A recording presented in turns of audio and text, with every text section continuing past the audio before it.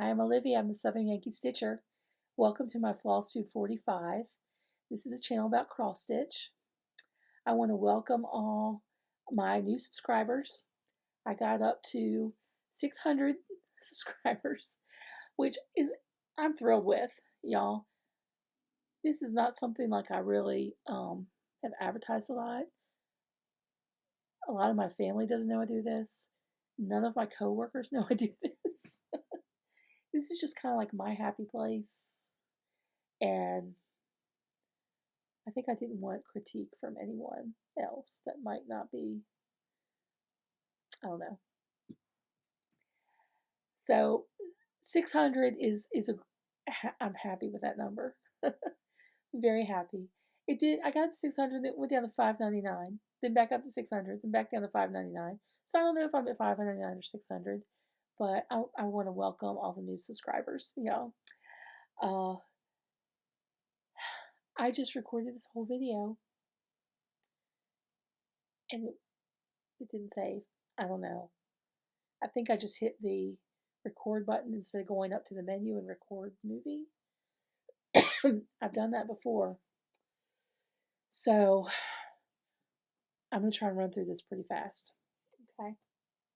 I really want to do this because I have some finishes that I want to share with you. And I'm excited about the finishes. Really excited about them.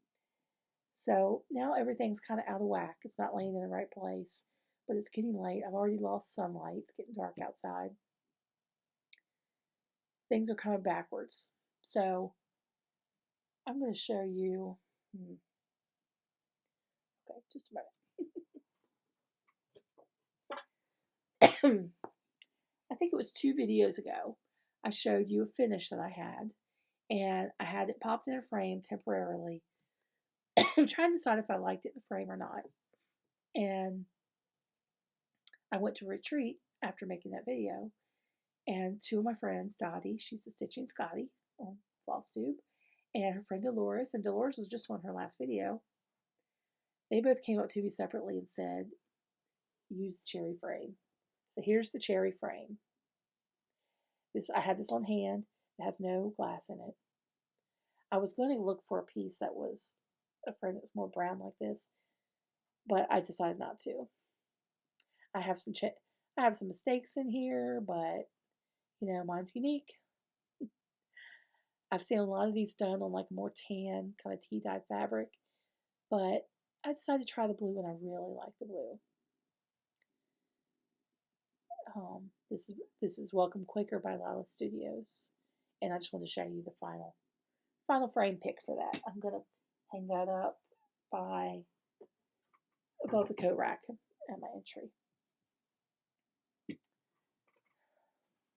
I'm going through these things fast.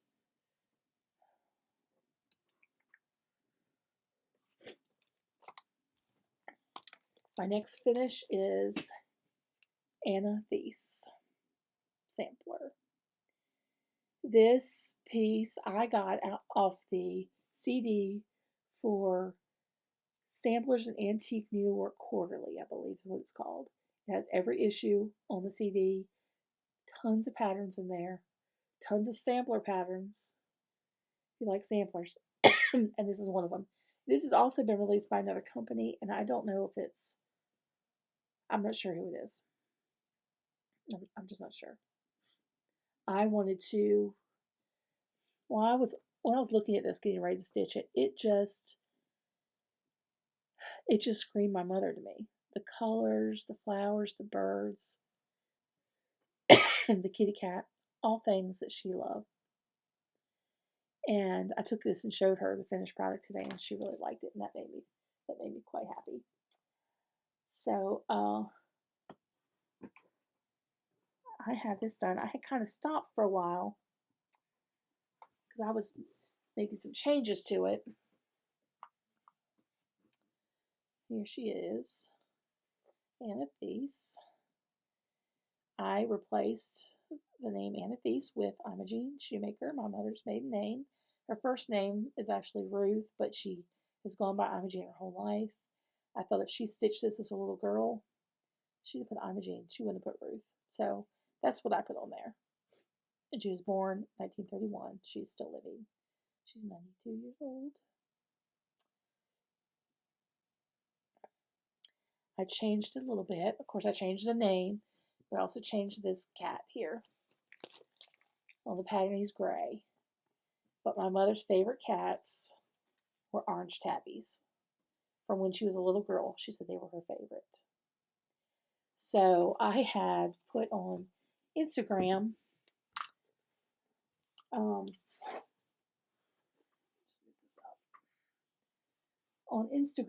a few, oh gosh, maybe probably a few months ago. I had my DMC book laid out, and my orange tabby cat was laying on top of it. I mean, if you have a cat, you know when you lay out like a book on your coffee table, your cat's gonna lay on it. And I asked people what they thought, which colors they thought were best, and I had a couple people comment, and I was getting ready to do those colors, and they were all, of course, DMC colors in my DMC book. And then one of my friends, Crystal Rowe, she also has a Flosstube channel. She sent me a picture of a cat that she stitched in one of her patterns, and I don't know what it was. She just zoomed in on a cat. And she used a week's color, Daylily. And I said, oh, that's it. And she said super variegated, and it looked just like Tiger Stripe Kitty. So I went online and I bought or maybe I didn't buy LNS. Anyway, I bought Weeks Daylily. Then I had to chart my mother's name and her date of birth. So all I had to do was the cat, her name, the year she was born, these little things here, and this corner. I had already done the other corner. Pardon me, y'all. This little cough just won't go away. Typical for me. So I was like, well, instead of the DMC, I think I want to use that variegated because it will be so much easier. So this is it. This is the Weeks Daylily. Okay. Well, it is variegated. It's variegated more than it probably shows up right there. But I had some other colors of Weeks. This is light khaki, and this is parchment. Now this is stitched on 32 count linen, and so it's 2/2. I blended threads. First, the darkest part of the cat, I used this one, and I tried to keep the darkest part like in stripes, kind of. Then for the next color, I used one of these threads and one of these. Then I used one of these and one of these and blended them so that it wouldn't be such a stark difference. And I think it turned out pretty good. I like the way it turned out. I hadn't worked on this in a while, and when I picked it up and did her name first, I did her name. I did everything before I did the cat because I was kind of nervous about doing the cat. I thought this was 36 count fabric, and I stitched 1/2. And I was like, it's just suddenly full as everything else. And I realized everything else is 2/2. I'm sure you all have done that before. Y'all, I didn't rip it out when I had done. I did a whole other X right on top of the one I did, and went over her name. And I can't tell with a magnifier, so I don't think you're going to be able to tell either. Try to get it close. I'm sorry, I've lost the light since I've had to re-record. But I have to get this done today. So I'm taking this to, there's a framer that is like maybe 2 miles from my house. And I'm going to take it to him, see if he does, if he does needlework. If he doesn't, I'll just get him to cut everything. I want to get the frame from him. I want to get some museum glass. And I mean, I just want to do this one upright because it's just kind of special to me. And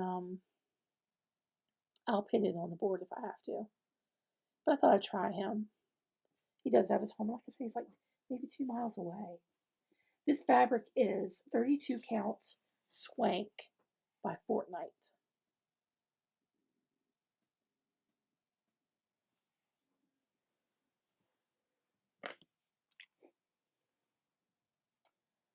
Okay. My next finish, pardon me, I started that piece, Anathes, at StitchCon. While I was at StitchCon, one of the trunk shows there was Jeanette Douglas, and there was a piece there. It's out of plastic. I'm not going to be able to see it well if I don't. This is called Quaker Start Delight Set. If you were there, you probably saw it. This little piece, it's a tufted pillow, almost like a little mattress, almost. It was like so firm and so tiny. I just loved it. It had this velveteen on the back. As it comes, the kit came with these little tiny buttons. I don't want to show the pattern, but there's little buttons that it came with. And I had so much DMC for the Anathes, there's so many colors in it, that I just pulled like a red, blue, green that I had on hand and started stitching it. My table mate, who was a new friend that I met at StitchCon and someone I've stayed in touch with, Tracy, she bought some 40 count fabric because she was into trying everything tiny, wanted to stitch everything tiny, and she bought a piece. It was a square piece that had like a little arm on it, like left over from probably in the shop where they were able to cut pieces specific to your project, not just like a fat quarter. So she cut it off and gave me a piece. I tried to stitch at StitchCon this 40 count. It was slow going, y'all. It was so slow, and I thought, I just don't know if I can do 40 count.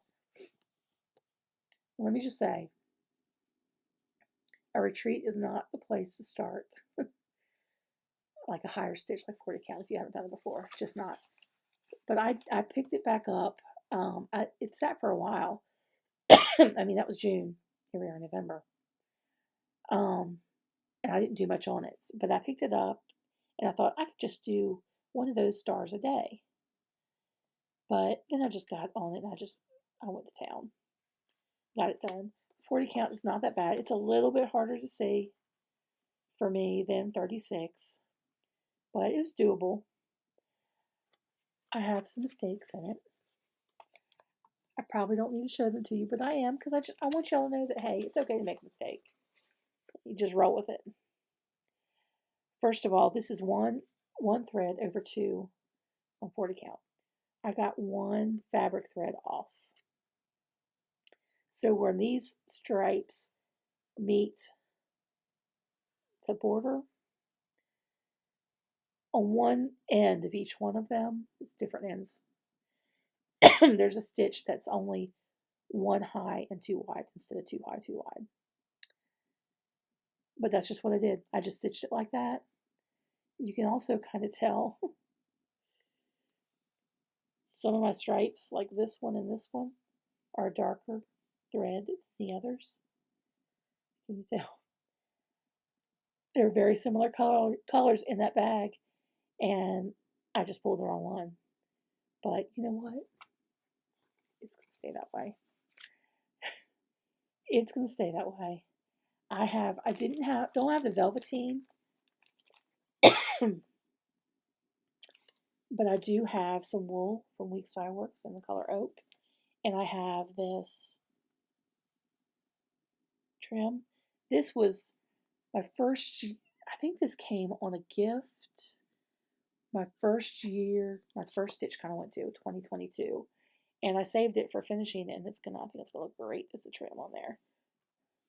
You see how it uses the chenille trim. So I'm going to finish that up, and hopefully I will have that for you all to see next time. I do want to stitch the drum and the other little piece there with the bird. I don't know if they make that a needle book or what they made it into, but just not right now. I don't know if I'll do it on 40 count. I really didn't love it, y'all. I just gotta be honest. I just wasn't crazy about it. I don't want to have to struggle like that to get something done. My next one I showed you last time. I think it was close to a finish last time. This light's terrible. And this is a piece I got at the retreat I went to. I don't have the pattern. I had a friend that wanted to borrow it. So I mailed it to her already. But it's called Wander With Me. It's by Thread Milk Designs. And this is my finish. It's all called for flosses, I believe. It was kitted up at I got a retreat.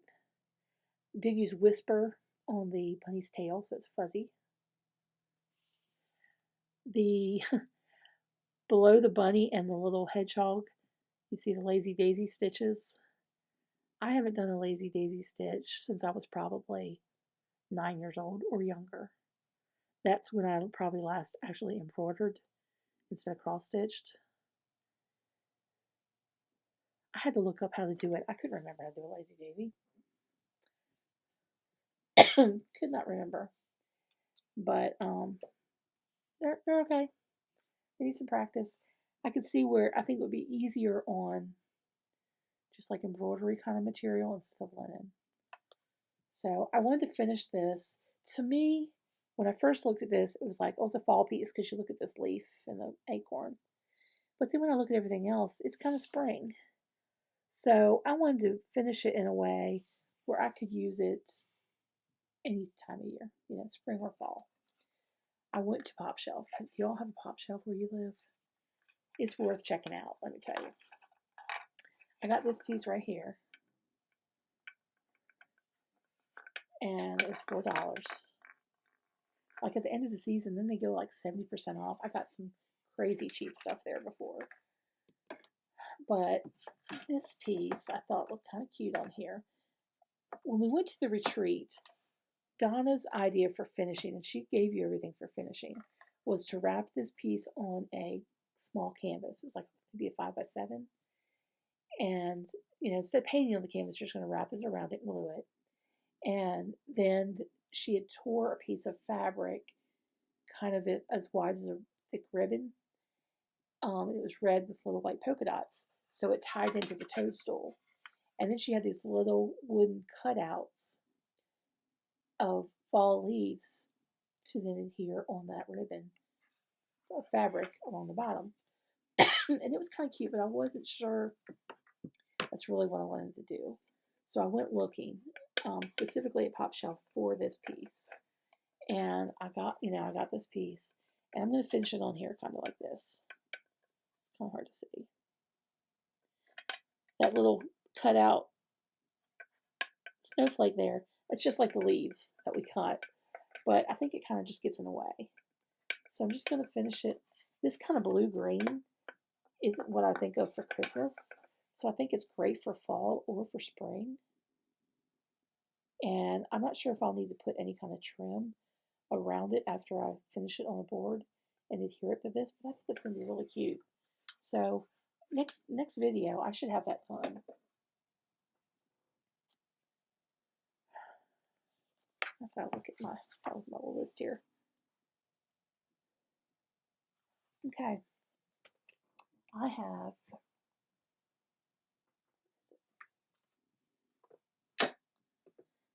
one whip to show you.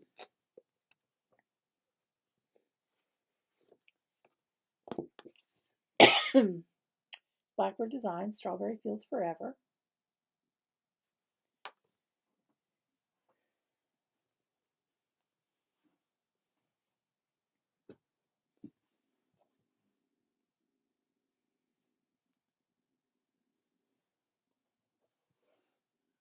I didn't iron these. And this is where I am. I really love the chart, but it has really given me fits. I've messed this thing up all kinds of ways.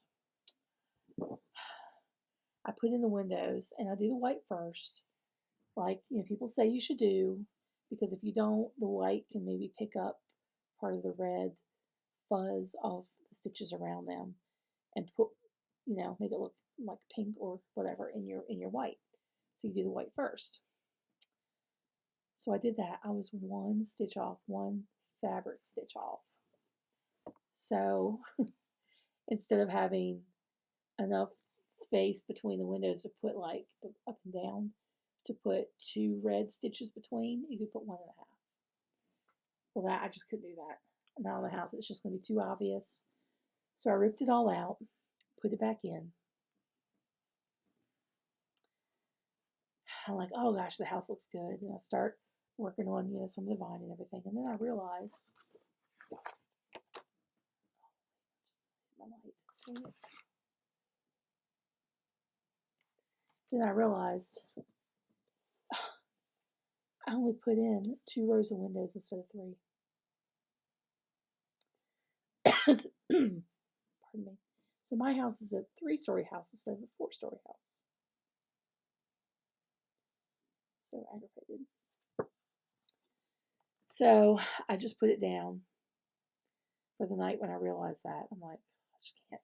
This leaf is also like one space over here, which really, when you get into floral stuff, it doesn't matter. Nobody's going to have the chart trying to measure it up. As long as it fits in there, it's not a big deal. But the house, I don't know. So I decided what I'm going to do is just continue to fill in the greenery, the plants, the strawberries. There's another bird up here. Fill all that in and see what it looks like. And then decide if I want to rip out the roof and put another row of windows and put the roof back in. Well, I'll be ripping out the roof and the leaf and the chimneys. I may just leave it like it is. Have a place to put my initials. Like, there's just a B here. Over here they had 1991 or 1992. I can't tell right now. Y'all, this is going to sound crazy, but I stitched those, and I thought they were just like little swirls in the leaves. I didn't realize it was a year at first, so I went back and pulled it out because I just didn't need that in mind. So that's what I'm going to do. I'm going to finish all this up here and see what it looks like. I'm probably going to leave mine the way it is. It's unique. I made it my own, and I'm probably just going to stick with it. I just don't want to rip that out again. But it's frustrating to rip it out once. It's really frustrating knowing you're going to have to rip it out twice. All right. I have a start to show you, and I'm really excited about it. This is one of my original designs. Let me just say this about original designs. How do I want to say this? Okay. When I chart something for myself, I'm going to take inspiration from other places and other charts. If you watch Country Stitchers and you've watched Deb, her montage she's doing, she's pulling things from charts and putting them together to make it her own. Okay? There's nothing wrong with doing that, y'all. You can take parts from other charts and use them as much as you want. But when you try to sell them as your own work, there's a problem. Okay? I've been working on this chart I'm going to show you for a couple of years. There are parts on here that I definitely got from other charts or was inspired by other charts. I don't know if it's exactly the same. But I'm not selling this as my own. This is just for me. The chart I just gave away to all my subscribers along with the story. There was a story there that a gentleman wrote. He researched it.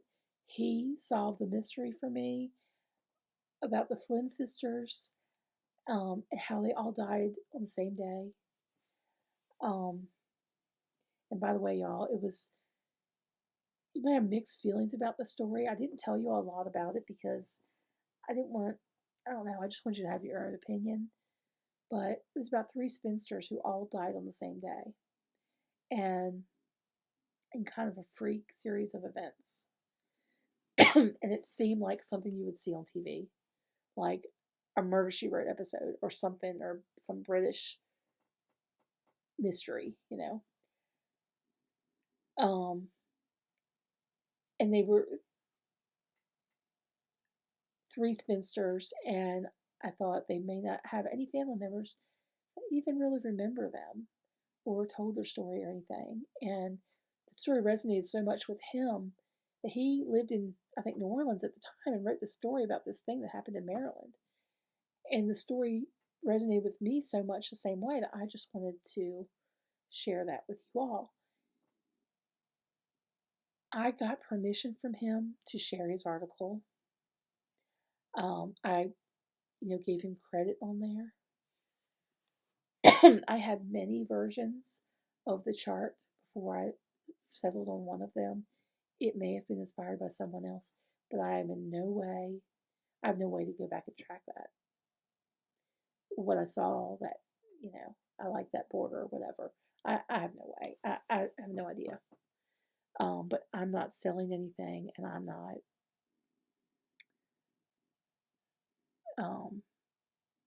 trying to profit off someone else's thing. So I think it's apparent that I, credited him in an article, that he wrote the article and everything. But I just kind of wanted to say something about that because, like this chart I'm going to show you, if you see something like you've seen on another chart, I'm not trying to say it's my original idea.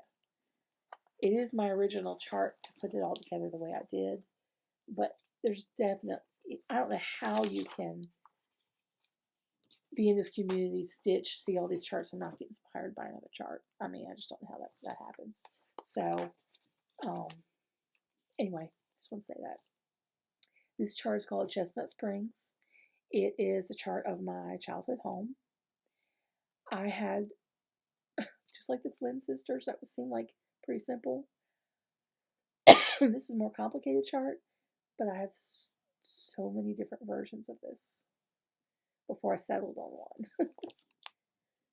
one. This is the one I settled on, but I still want to make some changes. I started it though. It's my childhood home. The name of it was Chestnut Springs. The flower border looks kind of like some of the carnation borders you might see. But for me, this represents azaleas. Because on our property, which was just a little over 3 acres in the mountains, we had over 700 azaleas. The home is now, I think, in its third owner since my mother.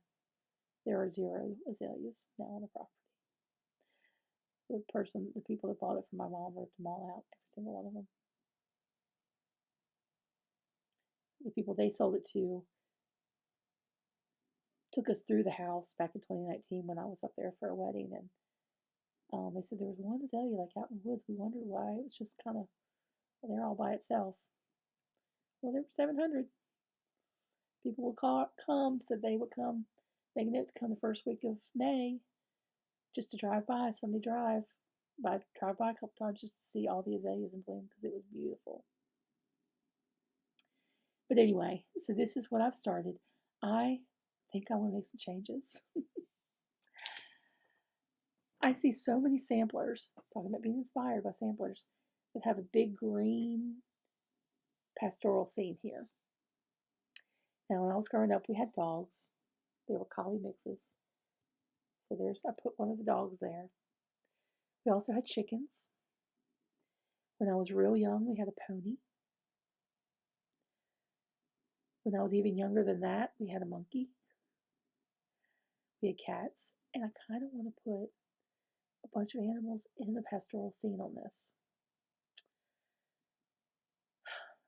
But it's like everything else I've tried on this chart. I'll go back and forth with it. So I'm starting at the top. Actually, the top right corner is where I like to start because I like to stitch from right to left, backwards than the way you read. And I'm just going to work my way down. And when I get down to here, I'll decide if I want to change that. I can always add in another flower if I need to, or, just work my way down. As I get to each section, each motif, I'll explain to you why I put it in there. Everything has meaning. I just got a small start on this.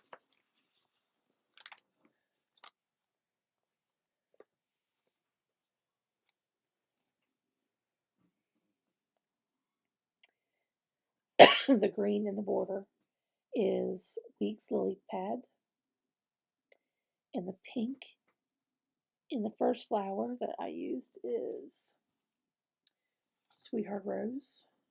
They're all by Weeks. This is the color palette I have pulled out. The azaleas were all different colors, pinks, purples, white. I'm just kind of pulling them. When I charted it, they all have the same color, the flowers on the border, but they're going to be all different colors. I just wasn't going to do that on the, I didn't see a need to do that on the chart. I just kind of wanted to do it as I'm stitching. So I'm real happy to be finally putting some stitches in this and getting moving forward on it. This fabric is 36 count Milk and Honey by Fiber on a Whim.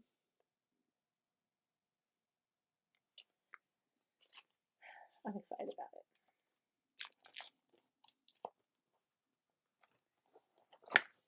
So that's all the stitching I really have to share with you. I have some haul, very little haul. I have some haul from my Virginia Maryland trip that I forgot to share with you. I'm going to share that with you real quick. I'm trying to make this a quick video. This I got at the Antique Mall. And I like the stitching, but I loved the frame. Some of you may know who put this frame out because I've seen some like these before, and they named the company, and I guess this is some kind of maybe polymer clay glued on there. I just think it's so cute. I had to get that. And then at a flea market we went to, I saw her, and I had to get her. I just love her. She is on my mantle, and I know she's kind of like Halloween, but I'm leaving her up through Thanksgiving, along with stuff on there, along with my other Halloween stuff. I just love it. I feel like I just put it up. So I normally don't do any Christmas until after Thanksgiving. I want to really enjoy Thanksgiving before I move on. So, all right, I do have just a little bit of haul, and y'all, this is gonna be quick.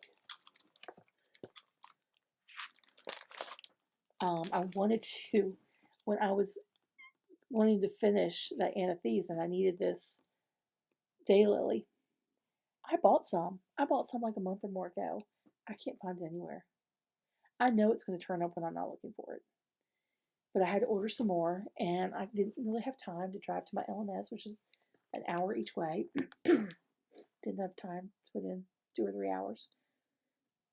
So I was going to order. There are different shops that I use online, and I like to use kind of the smaller shops. There were a couple other things I wanted to order, and I wanted to find one shop that had them all. And that ended up being Gyron Stitchery. And so I got the floss. I got the Book Days 2024. So I'm ready to go on that. And then I got some charts that I'm going to stitch for my youngest daughter. And it's Christmas ornaments, but I'm going to give them to her for her birthday in March. I won't get these done by Christmas. So, but I think she'll love them, and that's just what I'm going to do. Each of my daughters has a tree in their rooms. One of them, my oldest daughter, had a tree that was like her Elvis tree. She loved Elvis. And she's got a lot of Elvis ornaments like they sell at Cracker Barrel. But then last year I got her some like vintagey looking blue ornaments. It's a white tree. And so she just has like Elvis and blue on there. It looks really neat. My youngest daughter had a tree in her room, and she was just trying to do Harry Potter because she loved all the Harry Potter books. Well, she didn't really have enough on there, and she said, I kind of want to, I kind of like a mix of everything. Like she and my husband both didn't like it as much when I did a tree that was kind of matchy. They were like, it looked like something in the department store. They like all the old stuff thrown on there, all the handmade stuff, and I do mix all that in. just the main part is kind of galvanized metal and plaid is kind of what my tree is, but I have other things in there. They're just not as dominant as they used to be. So anyway, she wants to mix things up. She said this year she's going to have Harry Potter and sharks on there because she loves sharks. And I had already been thinking about this set of ornaments for her. And when she said she was going to put sharks on there, I'm like, done. This is going to go with it. These are my hands-on design. I'm sure you've all seen them. Penguin pear. Polar bear peak.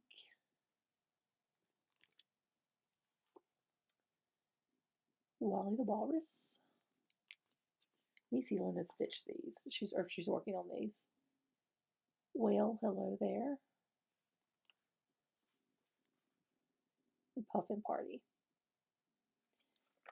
There's also another one that's a fundraiser, I think for Special Olympics, I want to say, that's in this same series, and it's Norwal's. So I ordered that directly from Hands On Design. I also got this kit, from Chantel 141, got through Chiron Stitchery, and it's the boards that you need. But I gotta do some research because I got the backer boards, 6 of those, but only one of the front board. I don't know why I would only have one. That doesn't seem right. I have to check on that. When I was at StitchCon this year, there was a lady there, and she started up her own business, dyeing fabrics and floss. And the name of her company is Wonderland Hand Dyed Fabrics.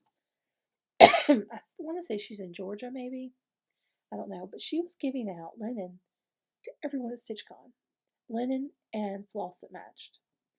And the color that I got a 32 count linen mock turtle. This is the linen.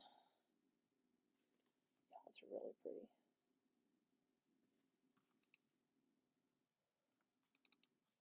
Screensaver just came on for the world.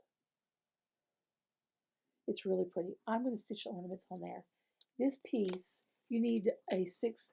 I don't need much border to wrap it around that thing. So you need a 6x6 piece for each ornament. There's 6 ornaments. Guess what? If I cut this in 6 pieces, they are 6x6. So I'm really trying to make an effort to stitch from stash. I have so much stuff, and I don't need another thing in here in this house. I have so many patterns that I love, and then I see the new, a new thing, and I want to stitch it, but I have some of these old ones that I have not even kitted up that I loved. I bought them, I love them. I want to stitch them. I'm like, I just don't have time to get to them. So 2024, I'm going to try and just stitch from stash. I have a ton of DMC. Now I might, depending on, I'm one of those people, like, even if it's called for over-dyed floss, if it's not a big area and you're not really going to see the variegation, just use DMC. It's a waste. It's a waste of money. So I'm going to try and use what I have. I'm not going to say I'll never buy anything all 2024 because I know that's not realistic, but I'm definitely going to cut back. You're not going to see a big haul in here. Like some of these hauls you've been seeing. I mean, it's just unnecessary. So I'm not gonna be doing that as much. But those were specific that I wanted to get for her, and I know that's like, already making an exception, but it's not 2024 yet. Number one, and number two, even if it were, these are going to suit her so well. I know she's going to love them so much that I would buy them even if I'm in Stitch or Stash frame of mind. Okay. Let me look at my book. Since I'm doing this twice, I can't remember if I've done everything. I think I have. I have a giveaway from last time. It was this chart that I received at a retreat. All the Lane Stitcheries give thanks. I think it's really cute, but it's just not my style. I could maybe try and prim that up a little bit, but I have I have some other Thanksgiving charts, and I just don't need it. So it's coming with the Flosstube through the winter. Um, that was all kitted up for us at the retreat. I don't have enough comments to use a random comment generator. I wrote the names, they're kind of spread over the desk now, of people who use the word thankful in their comment. Wrote their YouTube name on here and drew one. And I was super happy when I drew Sherry Bisbee. Sherry's been watching my channel for a long time. And I think I sent some things to her. I think she sent some things to me. I'm pretty sure I have your address, Sherry, unless it's changed. Let me know if it's changed. But I'm pretty sure I have it. I'm going to get this out in the mail to you this week. So congratulations, Sherry. Couldn't have gone to a nicer person. But I want to thank everyone. Like I said, all the new subscribers. I hope you will come back and you like what you see here. I am getting ready for Thanksgiving. Today is, I maybe should have said that first off, is the Sunday before Thanksgiving. And I went to 2 grocery stores today. I went to Walmart to get groceries earlier in the week. Y'all, I hate the grocery shop. It is not my thing. But I love hosting Thanksgiving. We're going to have, I think, under 20 people this time. I thought it was going to be like 22, but I miscounted. We've had almost 30 before. I'm so sorry about the cough. But we're going to have a smaller group, and it's fine. It's my favorite day of the year. I get to see family that I don't see much, if at all, other times of the year. I think this year I'm going to bring my mom from the nursing home again. We did it last year. It went pretty good, so we're going to try that again. And my nephew called me, and he never calls me, but he called me and asked if he could make the turkey this year. And he used a big name for how he wanted to make the turkey. And I said, I don't know what that is.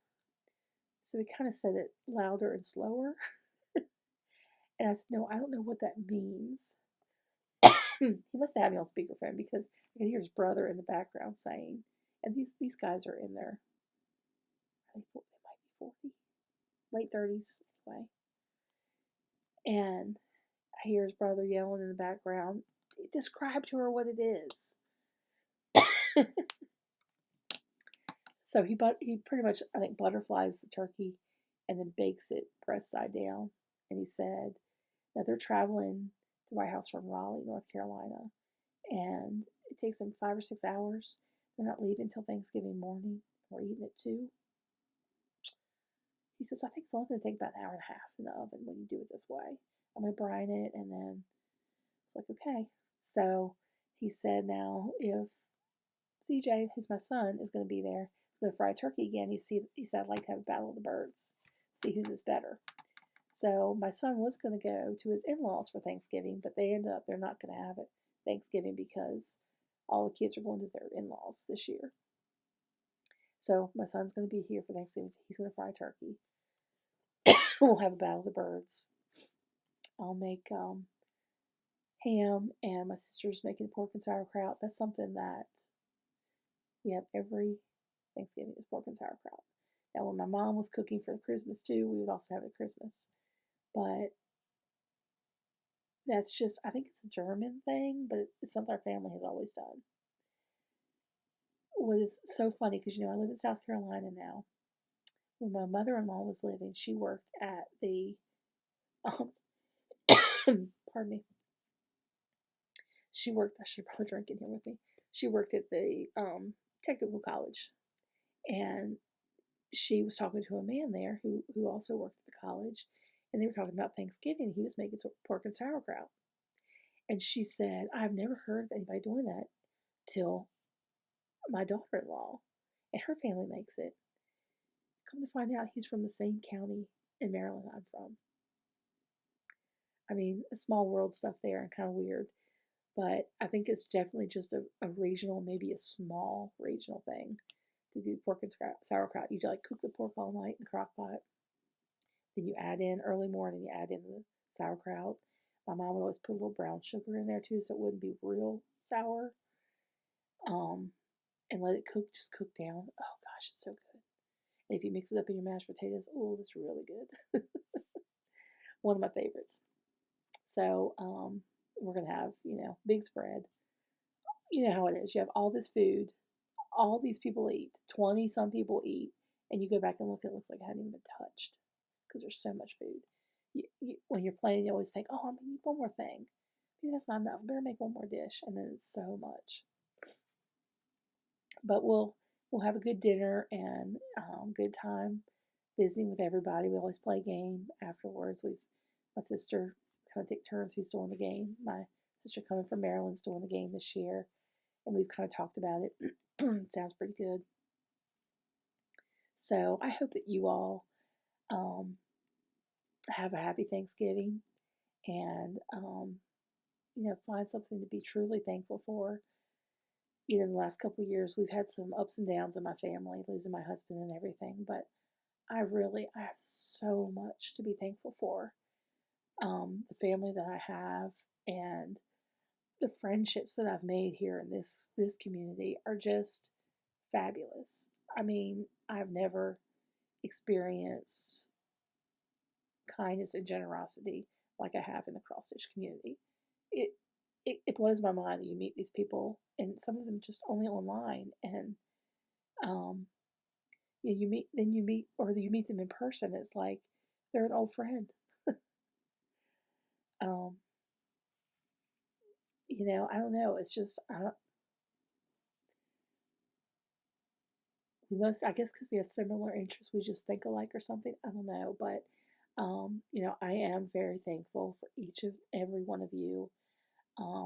Just to know you watched, to know you subscribed, to read your comments, and your emails that you sent this time about wanting the freebie chart and story, and um, it meant so much to me. And you know, each one of you is different and asked about it and responded to it in a different way, which was just so interesting to me. But anyway, I'm just really grateful for each of you. I hope you have a happy Thanksgiving.